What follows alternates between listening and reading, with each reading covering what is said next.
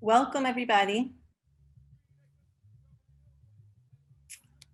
My name is Sarah Zeller-Berkman, and I'm the Director of Youth Studies Programs at the CUNY School of Professional Studies. I want to thank our students and broader community for joining us tonight for the final event in our Community and Youth Organizing Speaker Series.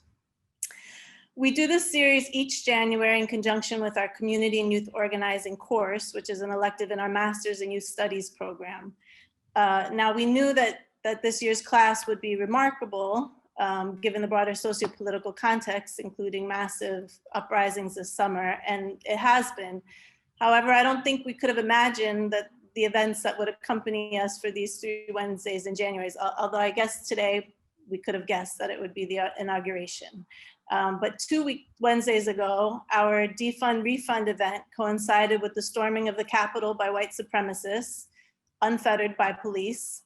The second House impeachment of Trump happened last week when we were talking about electoral politics and beyond. And this week's event coincides with the inauguration, where there was a nod made to needing to forefront racial justice as we move forward and confront white supremacy, but no mention of capitalism in relation to white supremacy and any of the issues plaguing our nation. But in our speaker series, capitalism and the ways in which racism is wielded to maintain wealth in the hands of a few was a through line. It was mentioned by most or all of our speakers. The role of the state in maintaining white supremacist systems was brought up a ton in our defund refund conversation, as you can imagine.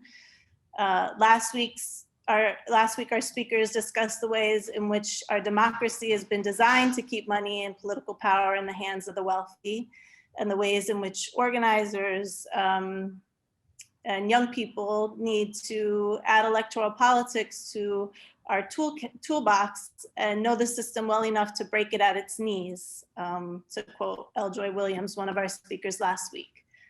As well as use organizing strategies when we're coming together in intergenerational groups to really reimagine how to achieve a deeper democracy. So given that racial capitalism has been ever present in this series of conversations, we're so thrilled to have the opportunity today to go deeper with Professor Bendelli and Dr. Sharice Burden-Stelly. I'm gonna let Professor Bendelli introduce our speaker, as I cannot do her justice, but I will mention a few things about Professor Bendelli before turning it over to him. He would not let me read his very impressive bio, but I'll just say that he's a seasoned educator, a longtime activist who has always had at the core of his organizing philosophy and intersectional analysis and a beautiful vision of what our world could look like as we move towards an economic system that's rooted in solidarity, collectivism, self-determination, sustainability, et cetera. So we are very honored to have him as the professor of our community and youth organizing class and curator of this series. I'm going to turn it over to you to begin, Professor Bendelli. Thank you very much, Sarah. Truly appreciate it. And good evening to everyone. And thank you all for joining us this Wednesday. And for those of you who have joined us for the 2 previous sessions, we thank you for being with us. And we are glad that you were able to travel with us as we go on this intellectual journey.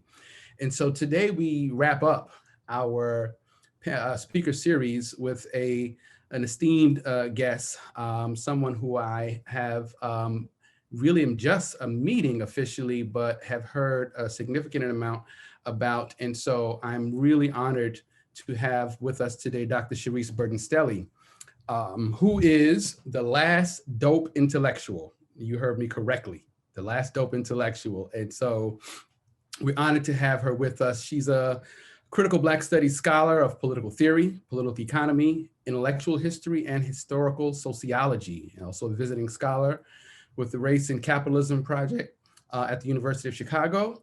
And she's also a co-author with Dr. Gerald Horne of the W.E.B. Du Bois, A Life in American History.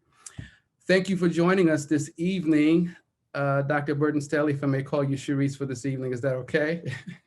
That is okay, and thank you for inviting me.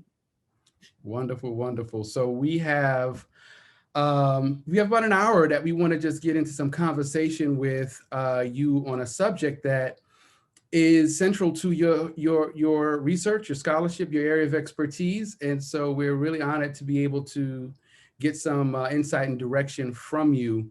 And so we want to really just dig into the idea of the intersection between race and class, but specifically Black people and class dynamics under the umbrella of what's called racial capitalism. And it's relatively new to some people, and for some who've been studying it, it's not. And so I'd like to do a few things today. One, just give some of our audience members a sense of what this concept actually is, where it came from, how it developed over the years. But if you can just give us a quick primer on the fundamentals of racial capitalism, what are some of its fundamental components, and how has this area pretty much developed over the years? Well, so there's sort of two different genealogies of racial capitalism. One that people are much more familiar with that emanates from this particular book. Ugh, I'm surrounded by a pile of books. It's this book, Black Marxism, the making of the Black Marxism, the making of the Black radical tradition, which it was written by Cedric J. Robinson. And this is where most people sort of encounter racial capitalism, or once they hear the term racial capitalism, they tend to turn to that text because that's the person that most people cite. And so Cedric Robinson mentions racial capitalism in this text, but it's not something that's really fully developed. And so as one scholar described it, a scholar called Peter James Hudson, Robinson's approach to racial capitalism is more of a political philosophy.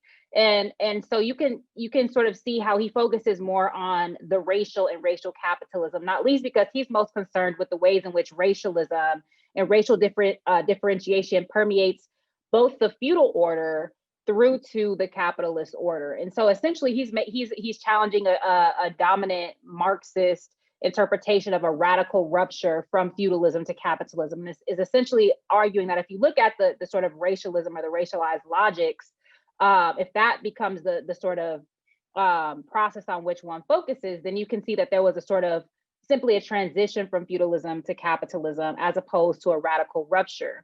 And he makes this argument also to challenge the idea that the white proletariat, the white working class are the revolutionary subjects, right? And so he shifts his attention to what he calls a Black radical tradition, or folks of African descent that are constantly challenging and rebelling against these structures of domination that are rooted in their sort of anti-Black racialization. So that's, I would say, the dominant genealogy or the dominant understanding of racial capitalism.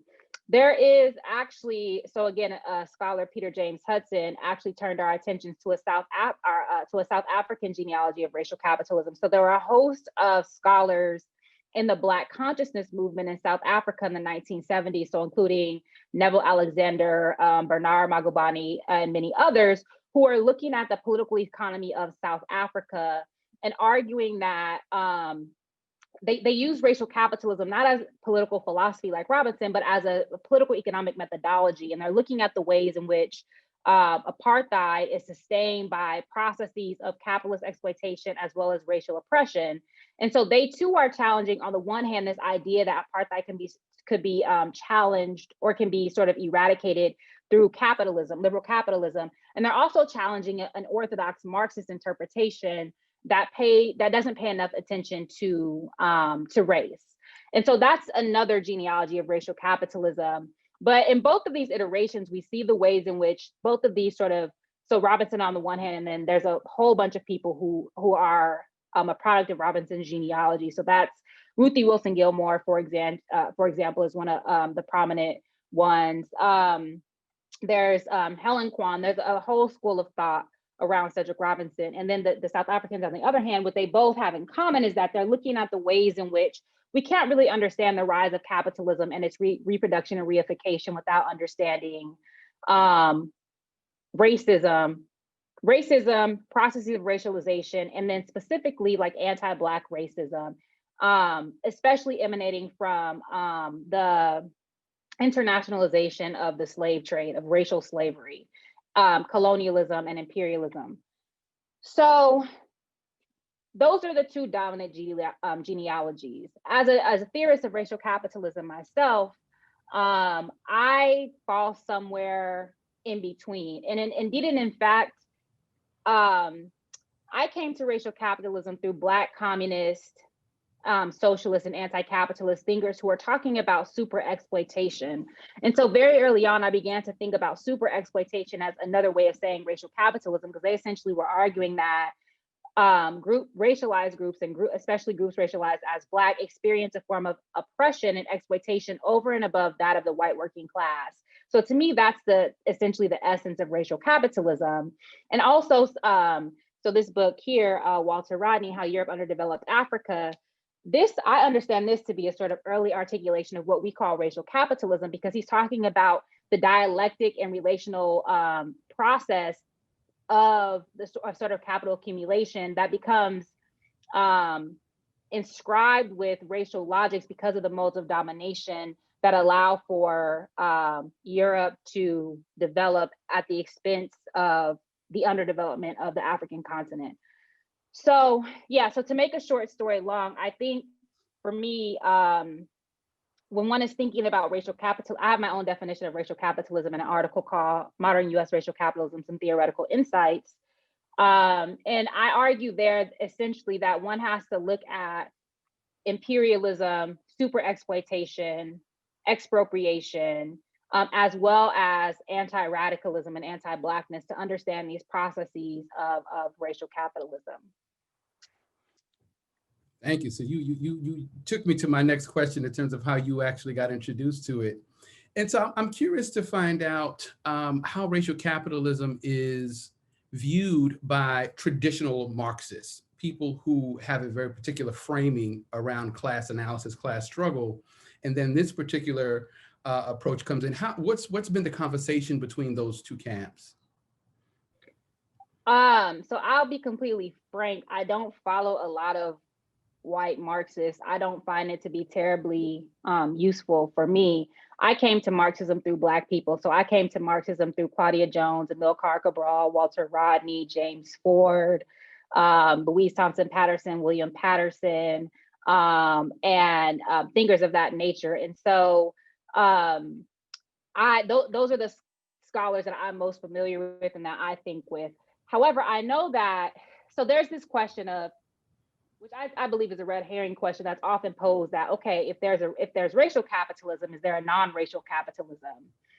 And the question is no, or the answer is no, right? That the assumption is not that there's a non-racial capitalism, but we have to name the racial because folks like them try to evade race, right? And try to argue that race is epiphenomenal, or that, race is just an offshoot of class. And so when we talk about racial capitalism, we're really pulling out the central role of processes of racialization in, the capitalist world system. And so that's one aspect of it. And then what I just mentioned, like, I guess another aspect is sort of what the nature of the relationship between class and race is, like how is race just a function of class? And if we eradicate, class exploitation, will we get rid of, doesn't that automatically get rid of race? And, again, the answer is no.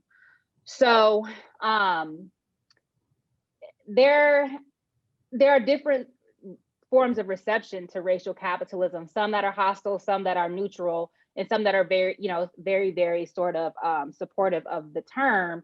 And then another thing that I'm noticing with a lot of white scholars that I guess is generative is that they're turning back to Marx and looking at the ways in which he actually is engaging race, especially later in his life in the 1870s and 1880s when he's critiquing the Civil War, for example, and when he's thinking more about with colonialism and imperialism. And so they're pointing out the ways in which he also was coming to this idea that it's not necessarily the white working class that is going to be that can resolve this system of capitalism. And so these are some different conversations, I guess, that are happening around racial capitalism. Yeah, it's really fascinating because as an organizer, there's a theory that exists, but then the practice that we are confronted with, very traditional white Marxists, and some may not be self-identified as Marxists, but left, really have another kind of practice that is problematic in many ways. Let me just say freely, what's probably more happens rather frequently now around the policing issue is there's always some, I'm going to say well-intentioned group of white folks who come from recognizable left formations, but who want to come in Black communities and tell us how we need to organize to get rid of the issue of state violence, right? And so, but in that, there is no self-reflection or analysis as to why I actually need to take myself somewhere else and begin organizing with my community, but no real analysis around it. So this kind of conversation is fascinating, particularly for those who think that they are rooted in a very particular theory, but their practice is absolutely something different. But I did want to ask, go ahead, I'm sorry. Just one thing to add to that. Way back in the 1920s, there was this organization called the American Negro Labor Congress. And one of the organizers in that formation was called Richard B. Moore. And he essentially argued that in terms of Negro work, it's Negro people that need to be at the forefront of that.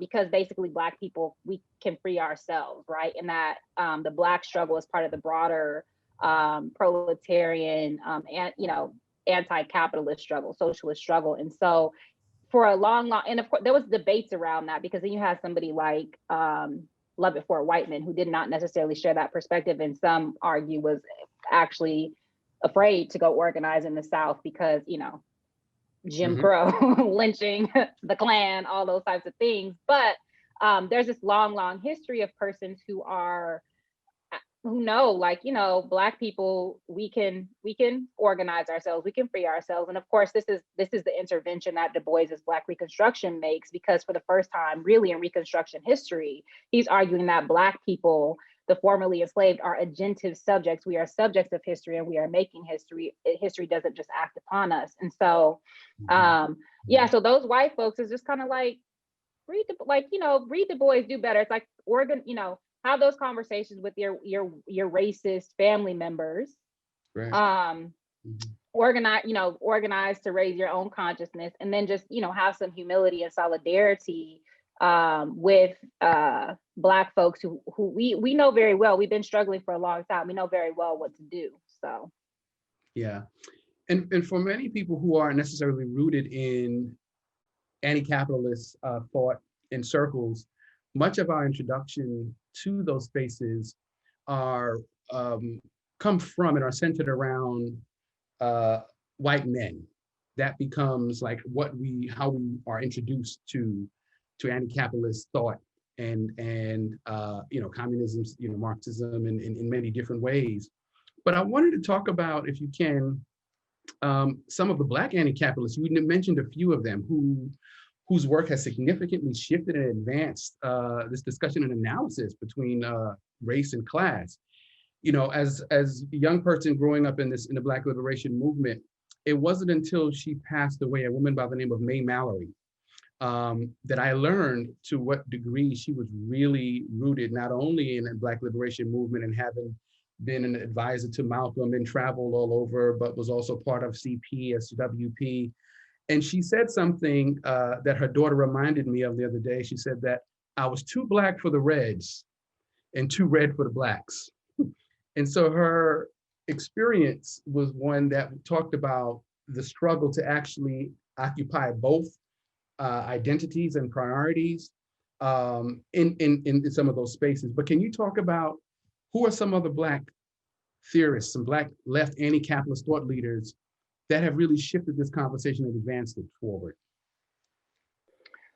Yeah, so it's interesting, right? When people, Negroes critique Marxism and try to discredit Marxism, it's often because it's Eurocentric, as if Marxist thought stopped in the 19th century. And so what's very perplexing to me is, like, if it is that Marxism is so Eurocentric and it's so irrelevant to Black people, why is it that folks from Kwame Nkrumah to Aimé Césaire to Amilcar Cabral to Maurice Bishop to Thomas Sankara to Vicky Garvin to May Mallory, and I can go on, literally on and on and on, about all of these Black people who saw scientific socialism as a viable methodology for understanding history and for organizing struggle. And of course, they updated it to their historical and material conditions, right? So yes, Marx's ideas are predicated on like the British working class in particular, but as we know, the sort of the socialist revolution popped off in Russia. So I think that what needs to be understood is that even if Marx's locus of enunciation was Europe, many African descendants and racialized people more broadly saw Marxism, right, as a tool of struggle among other approaches. And so again, like, I can't relate to like, coming to Marxism through white men. That just was not my experience. So for example, my own dissertation advisor is a Guyanese Marxist. His name is Percy Henson. And it was Eula Taylor who gave me the book Left of Karl Marx, which is the biography written by Carol Boyce Davies about Claudia Jones. And then from there, you follow the footnotes, and then you see how these people are like what I would call squatted up, like who they're organizing with, who they're talking to, what types of organizations they're forming, what types of institutions they're building, etc. And so that's my orientation to Marxism. So I always forget that I just forget that the Negro question is not, Black people are not central to Marxism. I forget it's also, I'm a Black studies scholar. So Blackness is always my heuristic, always. It's always what I'm on, period. And so, so I think that there is a long history of Black Marxism, even before the formation of the Communist International. You have Black socialists like George Washington Woodbey, who was also a pastor, right? You have Black wobblies like Bill Fletcher Jr. So there's a lot of Black anti-capitalists. There's a long history of it. And so to get to your question, after probably like 20 minutes, some of the Black Marxists, I think, so Walter Rodney is really important to me. Both Walter and Patricia Rodney, who is his widow, are very important to my thinking about Marxism. Again, Amilcar Cabral, Claudia Jones, and then also thinking with like some of the Black Panther formations, like, so even George Jackson, like he was a communist, right? He identified as such. And so these are people, I think, who became Marxist or communist or socialist from their own their own material conditions, their own lived realities. It wasn't some abstraction. So, people like Fred Hampton. And so those to me are the Marxists that are most important and most influential, and who are indeed in the vanguard of Marxist thought. Because certainly after World War II, the sort of the best Marxist theory was coming from the global South and from the global, from the third world in the belly of the beast, because of anti-colonial and anti-imperial struggles. So read the Black Marxists. Read the Black Marxists. That's the answer. Thank you. So we want to open up just for a few questions now, then we're going to go back to some other discussion. Sarah, do you want to help us pull out a few questions? Sure. Okay, so what are your thoughts on the globalized nature of capitalism within African, South American, Caribbean, and Asian countries as an extension of global racialization and racial oppression? That's a whole other lecture. Well, I mean, yeah. So I think that processes of racialization happen throughout the capitalist world system, and they look differently wherever you're located. Even so, for example, in Latin America, whereas in the United States, there's a more rigid black-white binary, which is actually changing somewhat. But in the Caribbean and in places like Brazil, there's a much more fluid color class dynamic that has to do with the ways in which capitalist exploitation and their own historical and material conditions are manifested. But I think that even in a place like Sweden, which is a relatively racially homogenous place, you still can't get out of racial capitalism, because these are countries that historically funded imperial projects, colonial projects, slaving voyages, and they currently have, and as more and more sort of racialized immigrants enter into their country, they tend to adopt a lot of the same policies and practices that countries like Great Britain or the United States have towards their own sort of racialized populations. And so these processes of racialization are globalized, right? I focus on Blackness or Black people, but I think if we basically need to understand how racial hierarchy or other ascriptive categories work in other localities. So for example, in India, you have to pay attention to caste. Like, you have to pay attention to the ways in which the caste system developed historically, but also was transformed but also reified through with the rise of capitalism and through British colonialism. And so all of that to say, I think that thinking about race and racialization is important everywhere where capitalism is, which is everywhere around the globe, unevenly, of course. Thank you. So the next question is, how would you approach the question of immanence of gender, ableist, and other social oppressions in the system of capitalism within the framework of racial capitalism? Isn't capitalism also a patriarchal capitalism, a heteronormative capitalism, in addition to racial capitalism? Yes, I don't think that. So Claudia Jones has this line where she said, because Claudia Jones has an article called "The End to the Neglect of the Problems of the Negro Woman," where she talks about how Black women are exploited as women, as workers, and as Negroes. And what she says at that moment is that the Negro question is prior to the woman question, right? But even as she had that analysis, she still is paying attention to all of the other ways in which oppression operates. And so even as we're saying racial capitalism, it's not to say that in all of these other ascriptive hierarchies don't matter. And so I think that what we do is we take racial capitalism, and again, the way that I define racial capitalism is looking at what are the broad processes that constitute this system, and then see what its particular articulations are around gender, around able-bodiedness, around sexuality. And how racial capitalism can help us think about this is, what are the sort of material realities of these ascriptive hierarchies, right? So for example, we know that racialized trans population tend to have a disproportionate number of homeless people, right? And so, how do I say this? Like, so homelessness is a sort of structural feature of transness in the United States because of the sort of social and material ways in which our society is organized. And so thinking with racial capitalism helps us to understand that we need to center that group when we're thinking about issues of houselessness, when we're thinking about issues of, for example, now the stimulus payments, right? And so if we take racial capitalism and we use it to think about other forms of ascriptive ordering, I think we have a sort of robust framework through which to understand all of these forms of like multimodal oppression. Thank you.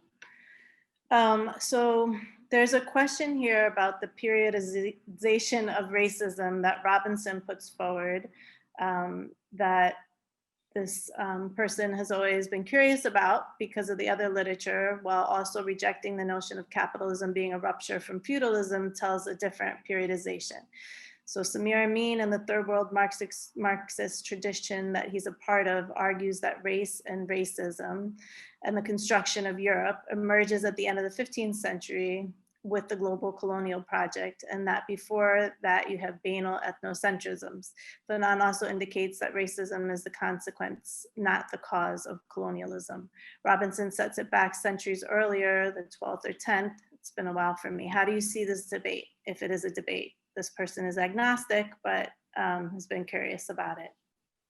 And so, you can also add like Oliver Cox, who's somebody I think with a lot, to the mix, where because he differs from Marxism in so far, or traditional Marxists insofar as he sees relations of foreign exchange as the foundation of capitalism.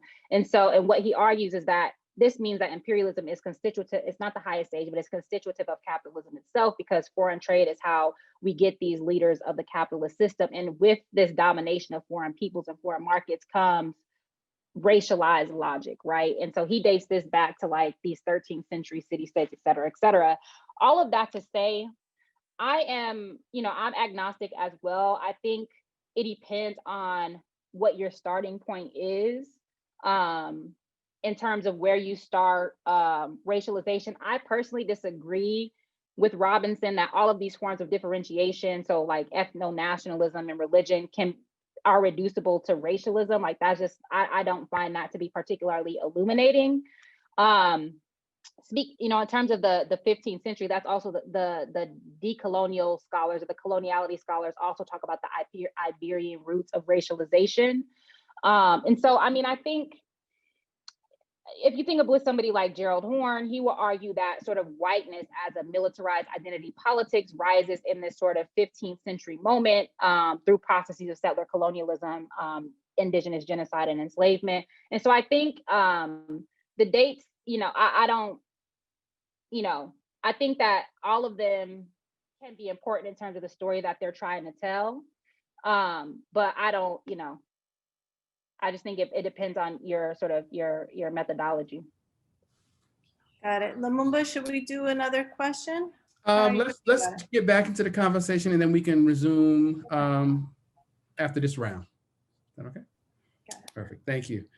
And I'm loving the engagement from the audience. So I'm going to ask you to continue to please keep putting your questions in the chat. And so I want to shift a little bit to, not a little bit, actually a lot, to today, contemporary. So we just got finished talking about 15th century existence of this, but 2021, everything from the COVID pandemic, these national uprisings around white terrorism, the climate crisis, this facade of democracy. What opportunities do you see this current chaotic shift being able to provide in terms of an analysis of racial capitalism? Is this an opportunity for there to be broader discussion? Does this uncover or discover other kinds of truths? What does this moment allow us to do? Yeah, I think that there are many folks are actually, studying racial capitalism, and it's neoliberalism as a one articulation of racial capitalism already. So there's this new book. I'm full of books. I'm literally surrounded by stacks of books. This book, Histories of Racial Capitalism, which I highly recommend. And this is more so about sort of, it basically offers a history of the present. It's historicizing how we got to where we are through a number of topics. But I would say racial capitalism as a framework helps us to understand why it is, for example, that COVID-19 is having these racially disparate effects, how it compounds long histories of environmental racism that accrue around racialized communities, communities that already suffer from things like food deserts, a lack of access to public transportation, a lack of sort of control of self-determination over the types of institutions that come into their communities. So I think that racial capitalism as a framework helps us to understand how the sort of confluence of racialization and racial terror and economic exploitation affect contemporary outcomes. I think the other thing that we need to be serious about is white supremacy and imperialism. And again, one way in which I define, racial capitalism as these things are constitutive of that system. And I think we need to take white supremacy seriously because I think for too long we sort of evaded that topic. And so it's supposed to be, laudatory that Biden is the first president perhaps in history to say the word white supremacy in an inauguration speech. And he said, he wants to defeat it. He's gonna have to defeat his whole government if he's gonna try to defeat white supremacy, right? And so I think that it's one thing to pay lip service to it. It's quite another to actually understand what the ramifications are and what the articulations of white supremacy are, because surely warmongering, imperialism, and throwing $600 at the population are forms of sort of white supremacy and its co-constitutionality with with capitalist exploitation and corporatocracy, the absolute rule of the corporate sector, because they're doing great. You know, they've gotten trillions of dollars in bailouts, right, at the expense of ordinary people. And that is rooted in these broader histories of indigenous genocide, of African enslavement and dispossession, of other processes of racialization, like, you know, the Chinese Exclusion Act, for example. All of these. So I think that we really need to take seriously and not just pay lip service to white supremacy and the ways in which it our inability to confront it allows us to evade these very, very serious issues like economic fallout from the pandemic, but even before, right? So none of this stuff resulted, all of these economic conditions that we see, all of this housing precarity, for example, the pandemic simply heightened those contradictions, right? This stuff didn't start in March of 2020. It was already there. But then once people were unable to work their 3 jobs that pay below subsistence wages, then the situation became more acute, right? Then they were, you know, people were unable to pay their rent. Then people are going to work. These are disproportionately racialized and oppressed people who are on the front lines, who are getting sick, who are then risking exposing their families to the virus, right? So I think that there's all sorts of economic problems that persist. And what the pandemic has done is sort of democratize that economic violence. So now it's affecting many more white folks. And so now there seems to be more of an imperative to deal with it. But I think that what we need to do is continue to see the ways in which there are long histories of racialized suffering, and that we really need to address that. And it will benefit everybody, right? I think when we help racialized and oppressed communities, it tends to benefit everybody, where the opposite is true. If you only focus on dispossessed white communities, it tends to help those communities to the detriment of broader sections of the population. Mm-hmm. Yeah, so, you know, capitalism has a way of alluring the poor. And, you know, NPR just did an article maybe a few weeks ago where it stated that the growing disparity between the wealthy and the poor was significant, that 4 Americans now have a net worth of over $100 billion. 2 of them, Elon Musk and Zuckerberg, entered those ranks only this year. So we have, this year meaning 2020, one of the most detrimental and impactful years that have created ranks of poverty that have grown tremendously, but at the same time, in the same year, under the same conditions, we have such a significant growth in wealth by a very small number of people.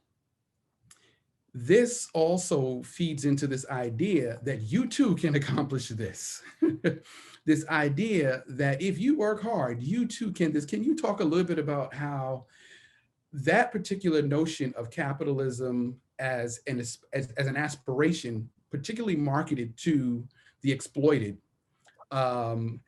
exists today, and how it can be dismantled is really the question. Yeah, so there's this idea. So there's sort of two ways I can address this. One is that, so there's this idea of like Black capitalism, right? That has sort of, it waxes and wanes in terms of popularity, but I think that it's making a comeback. So for example, there's this like Contract with Black America that Ice Cube, you know, shopped around Washington, but then had Trump had a conversation with him.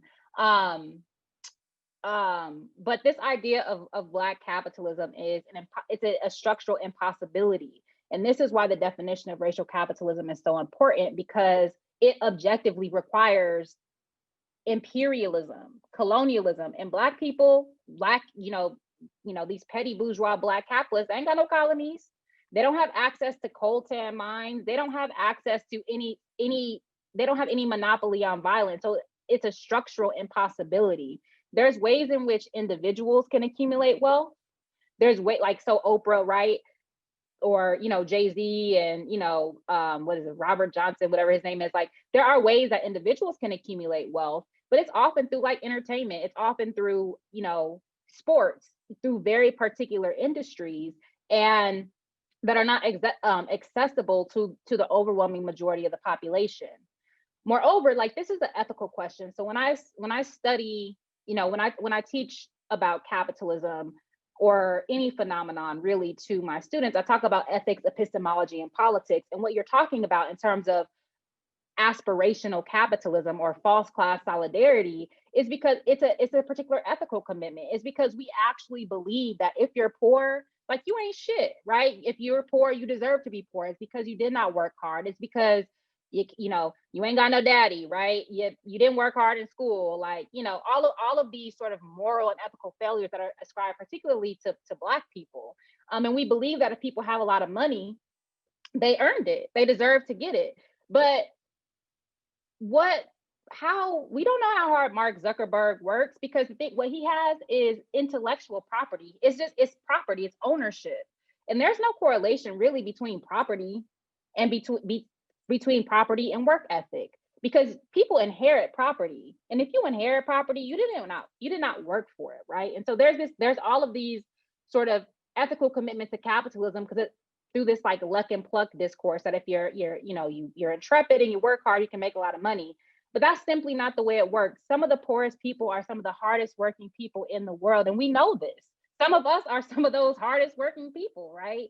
And so it's an internalization of this American mythology, this internalization of an ethics that really not only criminalizes, but discredits and shames poverty, right? So poverty becomes a moral failure instead of the egregious hoarding of wealth. That is the moral failure. That is the ethical failure, the sort of destabilization of not only the country, but the world, because a few people have more money than they can spend in 10 lifetimes. And so I think that we need to be much more conscious about that as the moral and ethical failure, right? As opposed to poverty. And so this is why I think that many people subscribe to this capitalist, and then of course, if you critique the capitalist, then you hate him, right? You're just a hater. You just mad because you ain't got it, right? So these are ethical questions. Indeed. Yeah, thank you. And so I want to talk a little bit about where we are, where this conversation is being housed in an institution of higher learning. Can we talk about the role of the institutions of higher learning in introducing different framings, but also explicitly beginning to challenge capitalism in its very nature? There are a number of professors that are on this call. There are a number of administrators that are on this call. What is the call to action to us, those of us who are occupying these spaces, and even the students? What is our call in this space? Capitalism is bad, right? So first of all, stop reproducing the school to prison pipeline. So if you're a K-12 educator, stop criminalizing Black oppressed and poor students, right? Stop, I think we need to move away from carcerality and punishment as a legitimate means of interacting with each other and interacting with our kids. I think it permeates the education system. I think in terms of higher education, if we think about the ways in which administration relates to faculty and faculty relate to students, it's like a business, right? So faculty in particular, like we treat our course evaluations, for example, as like customer satisfaction surveys. We are treated as if we're like salespeople, so we're responsible for drumming up business for our courses, right? Business being like enrollments. We have to constantly legitimate, for example, I'm a Black Studies scholar. I have to constantly legitimate why Black Studies is worthwhile, why it's valuable if enrollments are low. And so we really need to move away from this neoliberalization of the university and and so to the point where students, they're doing cost benefit analyses of their education, right? Where they are much less likely to take a humanities course, for example, because they want a STEM job that will make them money, because we have commodified education in that way. And so I think that that's a huge problem. And again, it's an ethical question, and it also is an epistemological question, meaning like how we understand and how we come to know what we know. So it's a way that we understand what education is, that education is meant for class ascension, as opposed for education being meant for the betterment of society. And finally, you know, Carter G. Woodson, and I want to say 1930, the 1930s, maybe 1934, wrote a book called Miseducation of the Negro. And I think we really need to push back against miseducation, right? Because again, thinking with this idea of epistemology, we're training our students to be these type of like, you know, homo economists that is always been thinking about money, always be thinking about, you know, how to make money, and having everything in their life be organized around that. And we're also teaching them, you know, things like this 1776 project just came out, right? I don't know. I'm sure many of you are aware of it. This, you know, idea like in, you know, 1492, Columbus sailed the ocean blue, and, you know, it was a bunch of intrepid, you know, whatever, pilgrims and you know, explorers who came and founded this country and made it better. Like this is what we're teaching people. And so, of course, when you see, you know, especially racialized and oppressed people protesting this, they're understood as criminal, they're understood as subversive.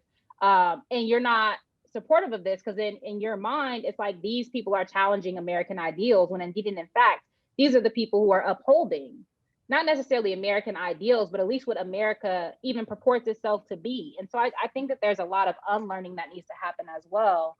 And so we ourselves need to be better educated and informed about and challenge like intellectual McCarthyism, which is the repression of the knowledge and ideas that come from, you know, the people who I've learned from, like, you know, Walter Rodney and all of these Black communists who we don't know about because their knowledge has been obscured, erased, and repressed because it's seen as subversive or seditious. So, yeah. Thank you. Sarah, let's maybe get a few more questions from the audience, and then we can come back and wrap up. Yeah. Okay. So Julian Hill was raising up that mutual aid was a big thing over the past year. I think it's also something that a lot of young people in New York City were being involved with, and youth organizations were doing. So we would love your thoughts on organizing being done around the solidarity economy and the just transition. I think that mutual aid is a wonderful thing and it's absolutely necessary. I think that we also need to be, the other thing that mutual aid does is that it normalizes the rollback of the state. Because what it does, it means that you and me, individual citizens, are picking up the slack for what the state should be providing, right? So, for example, you know, when we see all of these GoFundMes for basic life necessities, people are doing GoFundMes for food, to pay their rent, right? To be able to pay for particular things for their children. These are historically things that the state has provided, right? If the government right now was providing adequate payments, right, for people so that people can stay home, if the government was providing adequate protection against houselessness, which would be not only a moratorium on evictions and on mortgages, but also so that persons are not accumulating debt as they're unable to pay their rent. Like, if this is what the government is supposed to be providing, but what happens with mutual aid is that when, you know, because we are forced as individual citizens to provide this for each other, and it's good because it builds a collective consciousness, but what it can also do is legitimate the sort of abdication of responsibility from the government when we pay taxes. It's like, okay, if you're not going to do shit, let me keep my taxes and then we will support our communities in that way. But it's like we're paying for basic services, not war, right? My taxes should not be going for more war, more drones, and whatever else. My taxes should be going for support for citizens. And so I think that mutual aid is amazing for consciousness raising. And I think that we need to keep it going and, you know, use it as a means to build up, like, you know, left radical revolutionary forces. But I also think that we need to continue to, you know, apply pressure on the state because this is our money. Run it. Thank you. And just to build off of that for 1 second, do you have certain organizations around the country that are doing organizing with young people or intergenerational organizing that you think is really moving us into kind of a just transition and really holds both, like, how do you build self-determination and solidarity, but also pressure the state to do what they need to do? Are there any good models that you have for us?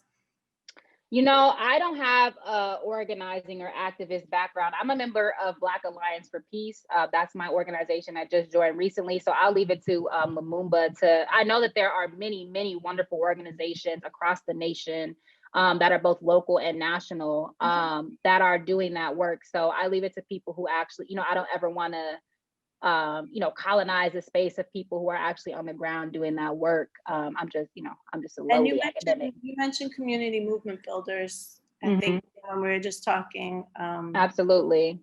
Yeah. So there's many, there's, Cooperation Jackson, community movement builders. There's PACA in Washington, DC.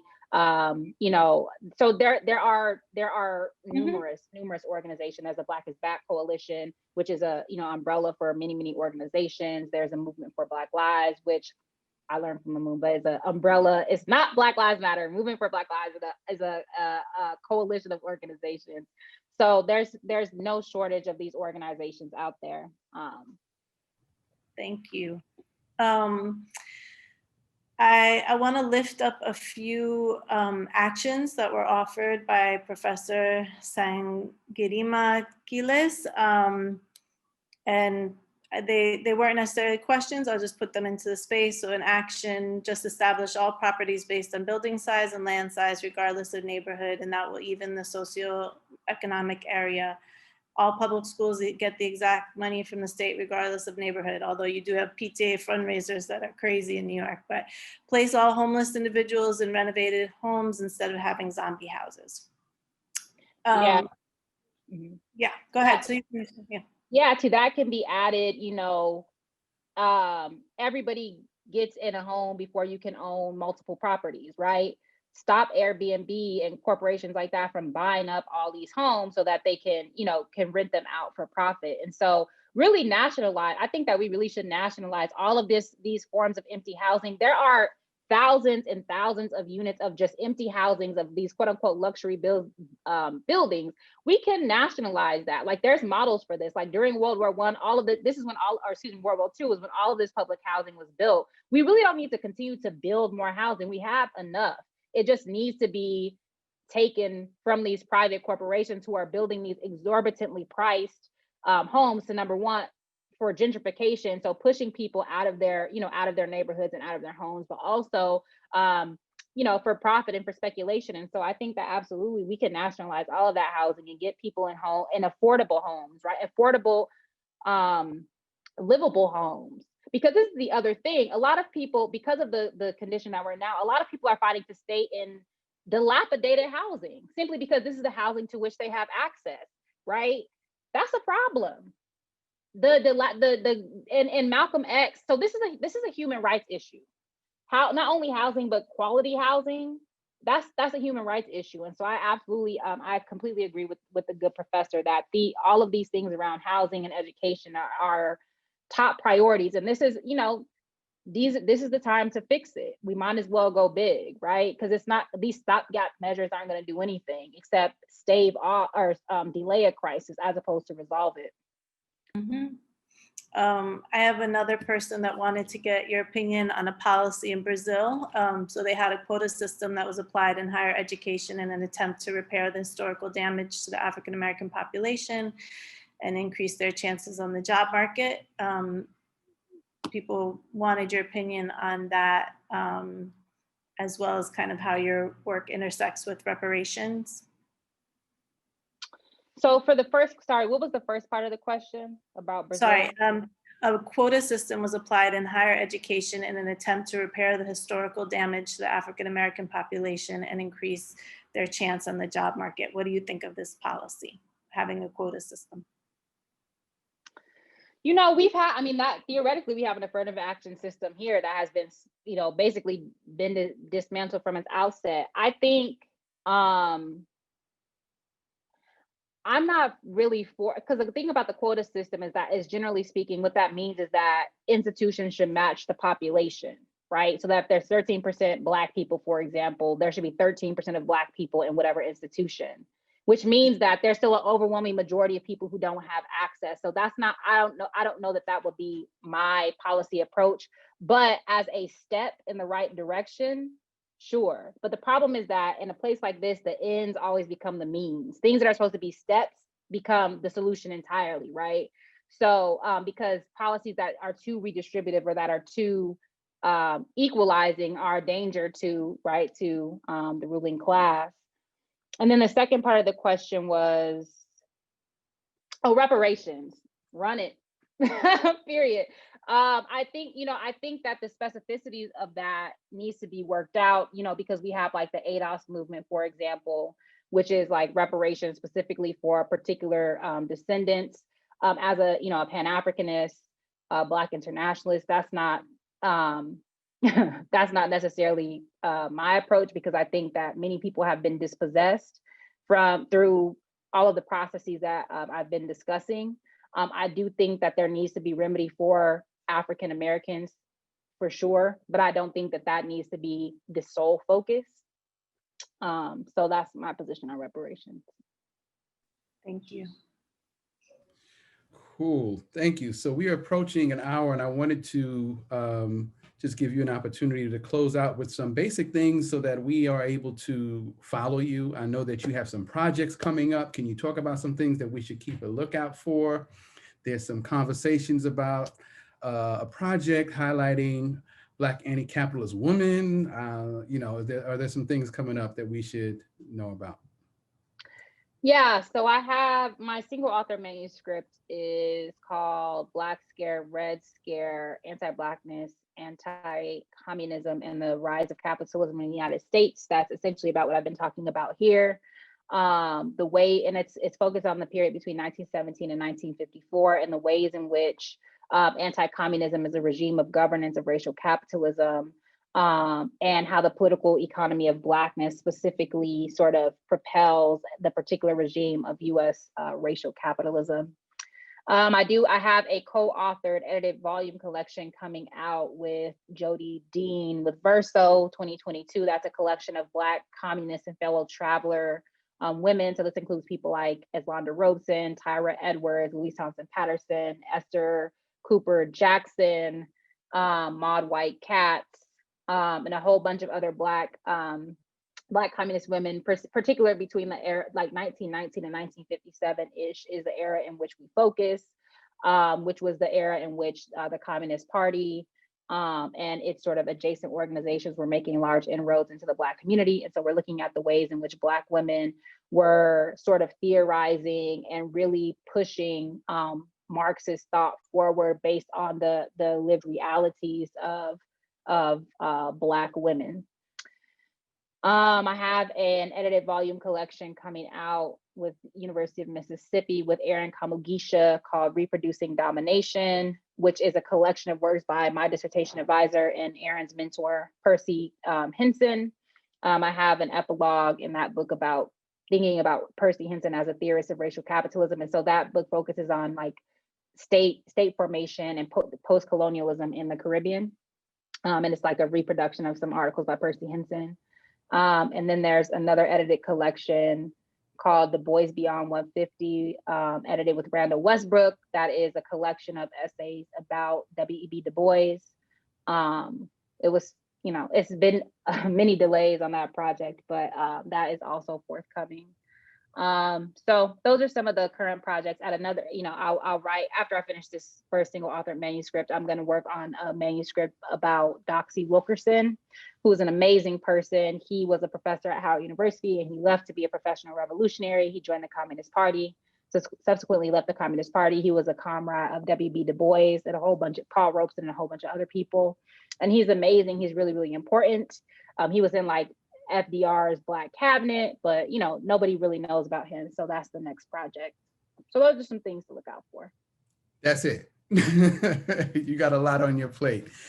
Well, listen, I want to really just sincerely thank you, because you have taken us through a very informative journey of some of the fundamental framings and birthing of the idea of racial capitalism, and given us a whole lot, not just in terms of insight, but especially resources. And so I want to thank you for that. And I want to offer, if you have any closing remarks, things that you may not have been able to mention that you want to make sure you get out there, please, you're welcome to do so now. Sure. Yeah. Join the Black Alliance for Peace. Join and support this organization. It's one that is near and dear to my heart. I am on the coordinating committee now. It's an amazing organization. We have a lot of events coming up. Visit the website, blackallianceforpeace.org for more information. So yeah, I just, want to put that out there. Yeah, I'll do that instead of self-promotion. I am on social media. That was my next question. How can people keep up to speed with you? With all of the projects that you just named, how can people follow you and find out when these projects will be released? So I'm on social media, both Instagram and Twitter. It's Black Left AF.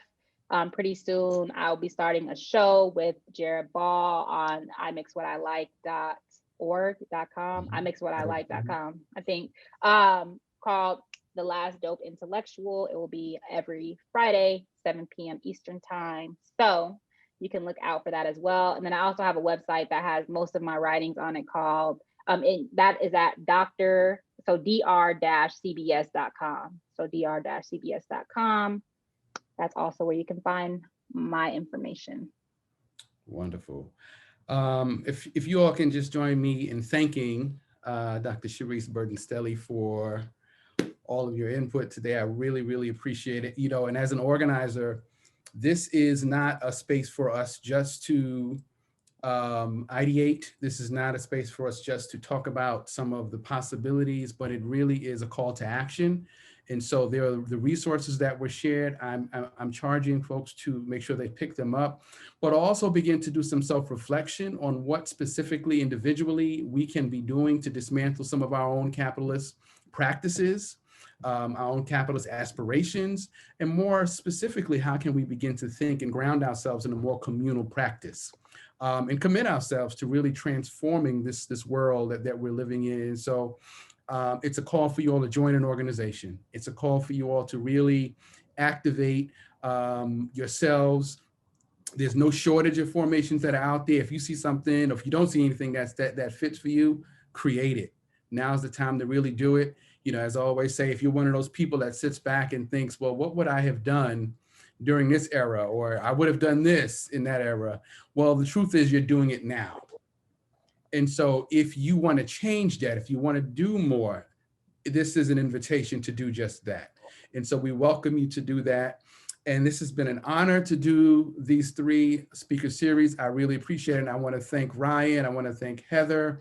I want to thank, of course, Sarah and some of the other people who helped pull this together to make this absolutely a success. And of course, my students, thank you all. I see you all in there. And Sarah, I'm going to kick it back to you.